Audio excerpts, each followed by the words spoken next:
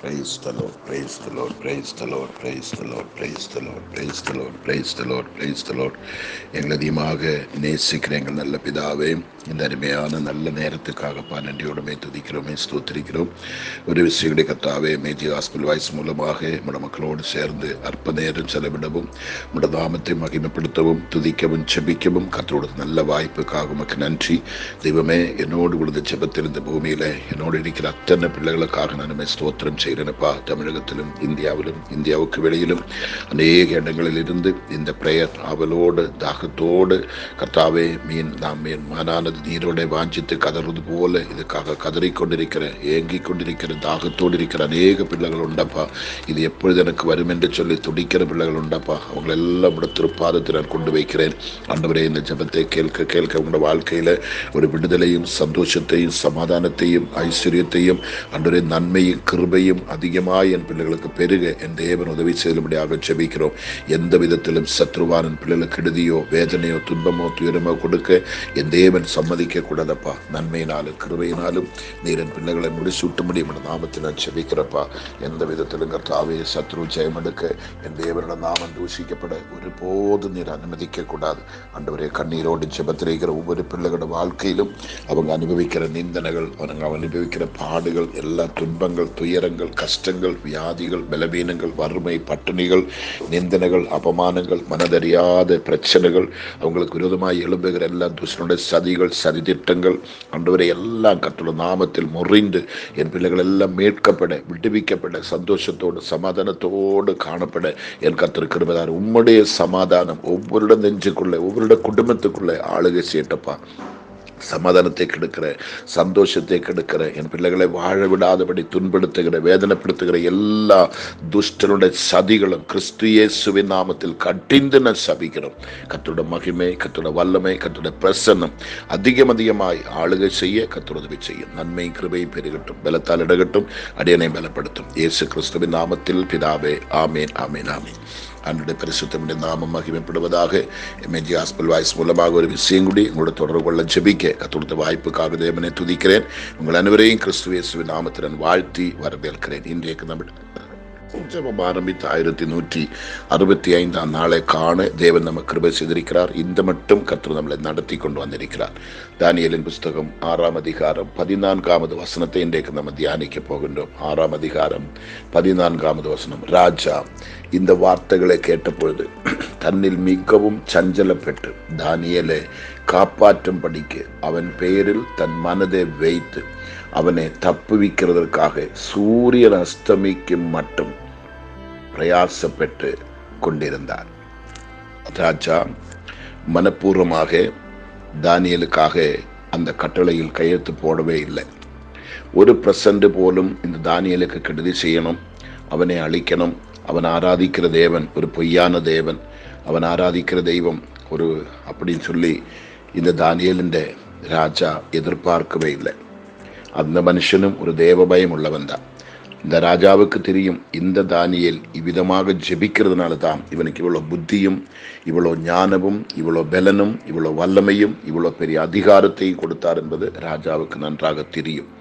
அந்த ராஜா மக்களுடைய கட்டாயத்தின் பேரில், நிர்பந்தத்தின் பேரில், அவங்க ஒட்டுமொத்த பேர் ஒன்றா சேர்ந்ததுனால, 122 பேர் ஒன்றாக சேர்ந்ததுனால வேறு வழி இல்லாமல் மனசில்லா மனசோட கையெழுத்து போட்டிருக்கிறாங்க. கையெழுத்து போட்டு முடித்த ராஜா பாருங்களேன், முடித்த உடனே ராஜா இந்த வார்த்தைகளை கேட்டபொழுது தன்னில் மிகவும் சஞ்சலப்பட்டு தானியேலை காப்பாற்றும்படிக்கு அவன் பெயரில் தன் மனதை வைத்து அவனை காப்பாற்றுகிறதற்காக சூரியன் அஸ்தமிக்கும் மட்டும் பிரயாசப்பட்டு கொண்டிருந்தார். மனுஷனுடைய பிரயாசங்கள் விருதா. மனுஷனால் சாத்தியமாகாதது தேவனால சாத்தியமாகும். ராஜாவும் ஒரு பெரிய பதவியில் இருந்தாலும் அதிகாரத்தில் இருந்தாலும் தேசத்தினுடைய பெரிய ராஜாவா இருந்தாலும் அவரையும் கொண்டு செய்யக்கூடியது மட்டும்தான் செய்ய முடியும். அவர் கையெழுத்து போட்டதை ஆறாலை மாற்ற முடியாது. அதுக்கு சட்டம் கிடையாது. அவர் இட்டது தான், அதை அழிக்க முடியாது. ஆனபடினால அவர் அதை இட்ட பிற்பாடு எப்படியாகிலும் தானியேலை காப்பாற்றுறதுக்காக பாருங்க மிகவும் பிரயாசப்பட்டு சூரியன் அஸ்தமிக்கும் வரையிலும் பைத்தியக்காரனை போல அவர் முயற்சி எடுத்திருக்கிறார். ஒரு ராஜாவினுடைய அந்தஸ்தும் ஒரு ராஜாவினுடைய பவரும் அவனுடைய ஆணவமும் ஆளுகையும் எல்லாம் பயன்படுத்தி பார்த்தோம். ஒரு பிரயோஜனமும் இல்லை. இதுதாங்க மனுஷனுடைய பிரயாசங்கள். இதான் வேதம் சொல்றது, மனுஷனால் கூடாதது தேவனாலே கூடும். மனுஷனை நம்பாது, பிரபுக்களை நம்பாது, அதிகாரிகளை நம்பாது, நாசியிலே சுவாசம் உள்ள மனுஷனை நம்பாது எல்லாம் சொல்ல காரணம் என்ன? மனுஷனால் நமக்கு கெடுதி செய்ய முடியுமே தவிர நன்மை செய்ய மிகவும் கஷ்டம்தான். இதுதான் இங்கே நீங்கள் புரிந்து கொள்ள வேண்டும். மருத்துவமனைக்கு கொண்டு போறீங்க, அவன் கேட்குற பணத்தை எல்லாம் கொடுக்குறீங்க, லட்சக்கணக்காக வாரி கொண்டு கொட்டுறீங்க. கடைசி எல்லாம் முடித்துட்டு டாக்டருங்களை என்ன சொல்லுவாங்க? வாங்க சொல்லி முக்கியமான ஒரு நபரை கூப்பிட்டு சொல்லுவாங்க, ஐயா தப்பாக நினச்சிக்காதுங்க, நாங்கள் படித்தது, எங்களுடைய பிரயாசங்கள், எங்களுடைய மெடிசன் எல்லாத்தையும் நாங்கள் முயற்சி எடுத்தோம், ஒரு பிரயோஜனம் இல்லை. எங்களால் ஆவோல நாங்கள் பரிசிரமித்து பார்த்துட்டோம், பிரயாசப்பட்டு பார்த்தோம், ஒரு பிரயோஜனம் இல்லை. இனி நீங்கள் கொண்டு போங்க, உங்கள் கடவுளை கூப்பிடுங்க, கடவுள் விடுவித்தால் விடுவிக்கட்டும் என்று சொல்லி தான் மருத்துவர்கள் கடைசியாக சொல்லுவாங்க. இதாங்க உலகம். எல்லாருமே இப்படிதான், எந்த விஷயத்துல இப்படிதான். நம்ம நினைக்கும்போது வெளுத்ததெல்லாம் பால் நினைக்கிறோம், எல்லாரும் நல்லவங்க நினைக்கிறோம், எல்லாரும் நமக்கு கூடவே இருப்பாங்கன்னு நினைக்கிறோம், எல்லாரும் நமக்கு சப்போர்ட் நினைக்கிறோம். இல்லைங்க, மனுஷன் எப்பொழுதுமே மனுஷனுக்கு கெடுதி தான் செய்யும். மனுஷனோட புத்தி அப்படிதான். மனுஷனுக்குள்ளே ஆளுகை செய்கிற அந்த பொல்லாத ஆவி அவனை நல்ல வழி நடத்த மாட்டாங்க. பரிசுத்தாவியானுடைய கண்ட்ரோல் எந்த மனுஷனுக்குள்ளே உண்டேனோ அவனை தான் ஆவியானோ நடத்துவார். கர்த்தருடைய ஆவி உங்களுக்குள் வரும்பொழுது அவர் உங்களை சுவையான பாதையில் நடத்துவான்னு சொன்ன பார்த்தீங்களா? ஆவியான நமக்குள்ள வந்தால் மட்டும்தான் தேவ சித்தத்தின்படி நம்ம வாழவும் தேவ சித்தத்தின்படி ஜீவிக்கவும் முடியுமே தவிர நம்முடைய படிப்போ நம்முடைய புத்தியோ நம்முடைய பணமோ நம்முடைய பலமோ மற்றொன்னும் நம்மளை அந்த நேர்வழியில் கொண்டு வரதுக்கு முடியாது. அதெல்லாம் நம்மளை தவறான வழிக்கு, பணம் உள்ளவனுக்கு அந்த பெருமை இருக்கும், படிப்புள்ளவனுக்கு அந்த பெருமை இருக்கும், நல்ல ஆரோக்கியம் திடார்த்தம் உள்ளவனுக்கு அந்த பெருமை இருக்கும். எது வந்தாலும் என்னை யாரும் ஒன்றும் செய்ய முடியாது, எனக்கு பணம் இருக்குது, எனக்கு பலன் இருக்குது, எனக்கு பவர் இருக்குது, எனக்கு அதிகாரம் இருக்குது, எனக்கு பின்னணியில் ஆட்கள் இருக்குது, நான் அடியாட்களை வைத்திருக்கிறேன், எனக்கு அது இருக்குது இது இருக்குதுன்னு சொல்லி மனுஷன் பெருமை பாராட்டுவாங்க. கர்த்தருக்கு ஸ்தோத்திரம். ஆனால் தேவ சமூகத்தில் இந்த ராஜா தானியேலின் மேல் 100% உண்மையாக இருந்தவன், 100% நேசிக்கிறவர், தானியேல் ஆரென்று நன்றாக அறிந்தவர், நன்றாக புரிந்தவர். ஆனாலும் சட்டம் என்றொன்று வந்த பொழுது ராஜா கையெழுத்திட்டு தான் ஆக வேண்டும். அது மாற்ற முடியாது. மாற்றினால் ராஜா என்ன செய்ய வேண்டும்? பதவியை விட்டு சாதாரண ஒரு மனுஷனாய் வெளியே வர வேண்டும். அப்போல் தன்னோட பதவிக்கும் ஆசைப்பட்டு இந்த தானியேலை காப்பாற்றுவதற்காக ஆமீன் ஆமீன் தான் தன் முகழ்ச்சி எடுத்த அந்த பிரயோஜனம் கிடையாது. அப்படிப்பட்ட ராஜா என்ன செய்திருக்க வேண்டும்? எனக்கு பதவி வேண்டாம், எனக்கு தானியேல் போதும் சொல்லி இறங்கி வந்திருக்க வேண்டும். இல்லை, ராஜா தன் பதவி ஆசைப்பட்டார்கள். ஆசைப்பட்டு இந்த தானியேலுடைய அந்த சட்டத்துக்குள்ளே கையெழுத்து போட்டு விட்டது. கையெழுத்து போட்ட பிற்பாடு முழுவதும் கஷ்டப்பட்டு வெளியே கஷ்டப்பட்டு சாயங்காலம் வரைக்கும் கஷ்டப்பட்டு என்ன புண்ணியம்? ஒரு பிரயோஜனம் இல்லை. மனுஷனுடைய பிரயாசங்கள் எல்லாம் விருதா, மனுஷனுடைய செயல்கள் எல்லாம் விருதா. அது மனுஷனுக்கு எந்த நன்மையும் செய்ய முடியாது, எந்த நன்மையும் செய்ய முடியாது என்பதை நன்றாக நாம் புரிந்து செயல்பட வேண்டியது அவசியமா இருக்குது. ஆனபடி மனுஷனை நம்புகிற நீங்கள் தெய்வத்தை நம்புங்கள். மனுஷனை நம்பினால் நீ படுகுழிக்கு போயிட்டு இருக்கிற. மனுஷன் உனக்கு சரியான பாதை காட்டி தர மாட்டேன்.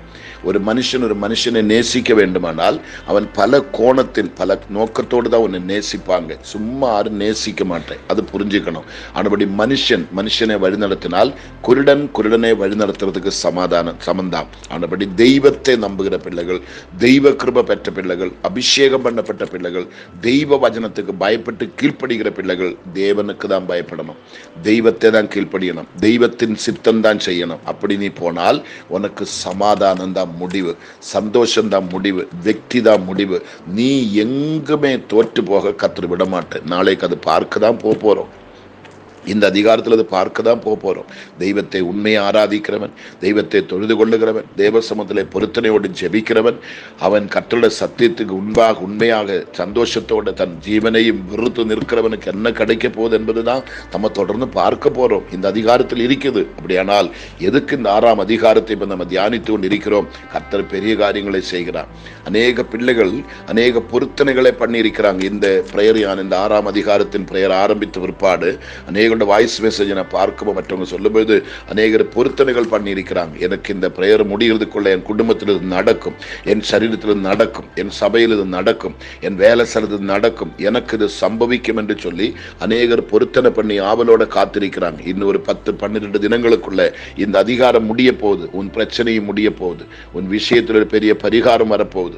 இந்த 6ஆம் அதிகாரம் முடிகிறதோடு தானியேலின் காரியம் ஜெயமாக முடிந்தது போல என்னோட காரியம் ஜெயமாக முடிய போகுது. நம்புகிற உங்களோட வாழ்க்கையில உங்களோட காரியங்கள் ஜெயமாக முடிய போகுது. இது நகத்தொரு ரகசியம் இருக்குது. நாளைக்கு அது பார்க்க போறோம். உங்களை அழிக்க, உங்களை ரூட்டு மாற்றுகிற, உங்களை பாபத்துக்கு, உங்களை சாபத்துக்கு, தேவனுடைய சத்தியத்துக்கு அப்பாற்பட்ட விதத்தில், அப்பாற்பட்ட ரீதியில உங்களை யாரெல்லாம் ரூட்டு மாற்றுறேனோ, யாரெல்லாம் உங்களுக்கு கெடுதி செய்கிறேனோ, வேறு வழி உங்களுக்கு காண்பிக்கிறேனோ, வேறு ரூட்டு உங்களை இழுத்து கொண்டு போறேனோ, அவங்களுக்கு என்ன சம்பவிக்கும் என்பதையும் நாளைக்கு நம்ம தியானிக்க தான் போறோம். ஆனபடி இது உண்மையாகவே பரிசுத்த ஆவியோட ஏவுதலோடு கூடி, அவருடைய நிர்பந்தத்தோடு கூடி, அவருடைய சித்தத்தின்படி இந்த பிரேயர் நான் நடத்தி கொண்டு வருகிறேன். எந்த பணமோ, எந்த பொருளோ, எந்த புகழோ, எந்த பட்டமோ, எந்த பதவியோ, எந்த ஸ்தானமோ நோக்கத்தோடு அல்ல இந்த பிரேயர். இதில் நிமித்தமாய் மற்ற சபையில் இருக்கிற மக்களை கவர் செய்யணும், மற்ற மக்களை இந்த பக்கமாக கொண்டு வரணும், என் பக்கம் ஒரு கூட்டம் மக்களை பங்காளிகளாக மாற்றணும். இந்த ஐடியால இதில் கிடையாது. அப்படி இருந்திருந்தால் இது எங்கேயோ போயிருப்பேன். இது அந்த ஜபம் அல்ல. உங்களை நேர்வழியில் நடத்துகிற ஜபம், செம்மையான பாதையில் வழி நடத்துகிற ஒரு ஜபம். இது உங்களை சரியான ரூட்டில் கொண்டு போய் பரலோக ராஜ்யத்துக்கு அனுப்பி வைக்கிற ஒரு சிக்னல் தான் இது. இது ஒரு சிக்னல். கர்த்தருக்கு ஸ்தோத்திரம். ஆனபடினால நீங்க தைரியமா இருக்கலாம், நம்பலாம், விசுவாசிக்கலாம். இந்த வார்த்தைகளை திரும்ப திரும்ப நீங்க படிக்கணும். படிக்கிறது மாத்திரமல்ல, அதன்படி வாழறதுக்கு உங்களை அர்ப்பணிக்கணும், முற்றுமா ஒப்பு கொடுக்கணும். நான் ஒன்றுமில்லை, நான் ஒரு பலவீன பாத்திரம், நான் ஒரு மண் பாத்திரம், நான் ஒன்றுமில்லை, தரையிலே கிடக்கிற ஒரு புழுதி, காத்திலே பறக்கிற ஒரு குப்பை, அன்றொரு ஊதினால் பறக்கிற ஒரு தூசி. அப்படிதான் நீங்கள் நினைக்கணும். அப்படி நினைத்தால் சங்கீதக்காரன் சொல்ல, நான் வெறும் தூசி, நான் வெறும் பொடி, ஒண்ணுமில்லை, ஊதினால் பறக்கக்கூடியவனா. அப்படி நீங்க நினைக்கிறது உண்டானால் உன் வாழ்க்கை பூத்து குலுங்கும். பெருமை உள்ளவனுக்கு கர்த்தர் எதிர்த்து நிற்கிறார். யார் யாருக்கு சதி செய்ய நினைக்கிறேனோ அவங்களுக்கு கர்த்தர் சதி செய்வார். அது புரிந்து கொள்ள வேண்டும். அதுதான் இங்க நம்ம கற்றுக் கொடுத்து கொண்டு வருகிறது. ஆனபடி யாருக்கும் நன்மையை தவிர தீன்மை செய்யக்கூடாது. எந்த சபைக்கும் துரோகம் பண்ணக்கூடாது. எந்த விசுவாசிகளுக்கும் துரோகம் பண்ணக்கூடாது. உங்க அப்பன் அம்மைக்கு நீ துரோகம் பண்ணக்கூடாது. கெட்டின பொண்டாட்டிக்கு துரோகம் பண்ணக்கூடாது. புருஷனுக்கு துரோகம் பண்ணக்கூடாது. பிள்ளைகளுக்கு துரோகம் பண்ணக்கூடாது. ஒரு மனுஷனுக்கும், கூட வேலை செய்யறவனுக்கு துரோகம் பண்ணக்கூடாது. உங்க கிட்ட வேலை செய்யறவங்களுக்கு துரோகம் பண்ணக்கூடாது.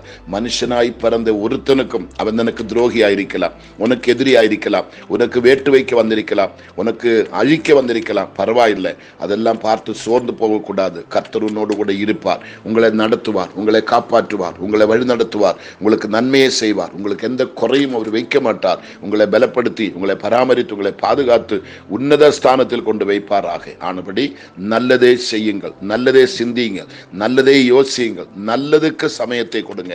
கர்த்தர் உன்னை ஒருபோதும் கைவிட மாட்டார். நீ பூத்து குலுங்கும், இலையுதிராத மரத்தை போல் இருப்பாய். நீ செய்வதெல்லாம் வாய்க்கும், ஒரு கேடும் உங்களுக்கு வராது. நம்ம ஜெபிக்கலாமா? பரிசுத்தமுள்ள எங்கள் நல்ல பிதாவே, அருமையான இந்த நல்ல நேரத்துக்காக உமக்கு ஸ்தோத்திரம். தானியேலின் புஸ்தகம் 6ஆம் அதிகாரம் 14வது வசனத்தை இன்றைக்கு எங்களுக்கு நீ தன்னதுக்காக ஸ்தோத்திரம். மனுஷனுடைய பிரயாசங்கள் எல்லாம் விருதா என்பதை எங்களுக்கு அங்கு உணர்த்துகிறதுக்காக நன்றி. மனிதனாலே ஒன்று செய்ய முடியாது என்பதை எங்களுக்கு உச்சிதமாக எங்களுக்கு உண்மையாக நீ வெளிப்படுத்துகிறதுக்காக நன்றி.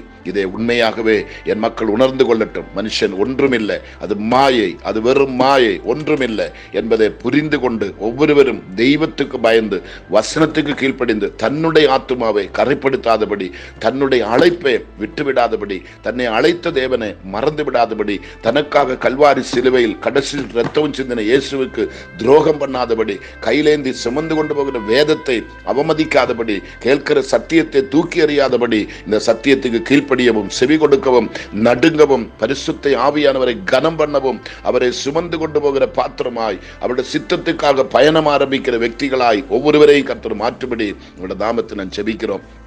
அவியானவரே, இந்த நாட்களில் ஜெபத்திருக்கிற ஒவ்வொரு மக்களையும், ஆணு பெண்ண வித்தியாசம் இல்லாம, படித்தவன் படியாத வித்தியாசம் இல்லாம, உயர்ந்தவன் தாழ்ந்தவன் வித்தியாசம் இல்லாத, வயது வரம்பு வித்தியாசம் இல்லாம, இந்த ஜெபத்திருக்கிற ஒவ்வொருவரையும் கர்த்தர் அனுகிரகிப்பீராக, ஆசீர்வதிப்பீராக. ஒரு தெய்வ பயம் எல்லா ஹிருதயத்திலும் வரட்டும். சத்தியத்துக்குள்ள நான் நிற்கணும், சத்தியத்திலே நான் வாழணும், சத்தியத்திலே நான் ஓடணும், சத்தியத்தை நான் தியானிக்கணும், சத்தியத்தை நான் உட்கொள்ளணும், அதிலே நான் ஜீவிக்கணும். எனக்கு இந்த சத்தியத்தை தவிர வேறு ஒன்றும் வேண்டாம். என்னை ரூட்டு மாற்ற மாற்ற பார்க்கிற, என் வேர் திசைக்காக என்னை இழுத்து கொண்டு போக பார்க்கிற, எனக்கு வசங்காட்டி, நயங்காட்டி, அன்பு காட்டி, பாசம் காட்டி என் ஆத்மாவை கெடுக்க பார்க்கிற, வஞ்சிக்க பார்க்கிற எல்லா துஷ்டனுடைய சதியின் வலையிலிருந்தும் நான் வெளியே வர வேண்டும். அவனுடைய கண்ணி தெறிக்கட்டும், அவன் வெளியே வரணும். என் ஆத்மாவுக்கு கேடு வரக்கூடாது, என் ஆத்மாவுக்கு கரை வரக்கூடாது, என் ஆத்மா செத்து போகக்கூடாது, என் ஆத்மா படுகுழியில் போய் விழக்கூடாது. அந்த சிந்தை என் மக்களுக்கு நீ தருவீராக.